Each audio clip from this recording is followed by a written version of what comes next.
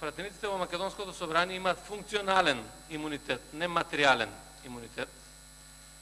И функционалниот имунитет значи не одобрување на притвор без при тоа собранието на Република Македонија да ги донесе одлуките за одземање на имунитет. Овде не станува збор за притвор, туку за приведување. А врз основа на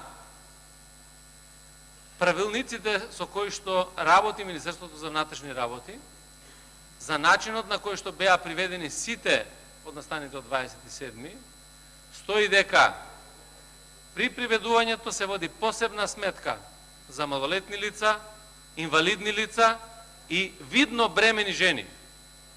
Такви немаше во тие што беа приведени, посебно пратениците. Ниту малолетни се, ниту инвалиди се, може да ги отворат вратата со две раце на собранието, ниту пак имаше бремени жени. И во тој дел е направена веднаш внатрешна контрола, одделот за внатрешна контрола постапувал, без никој да даде насока за таква работа, и извештајот е даден до Народниот правобранител на Република Македонија.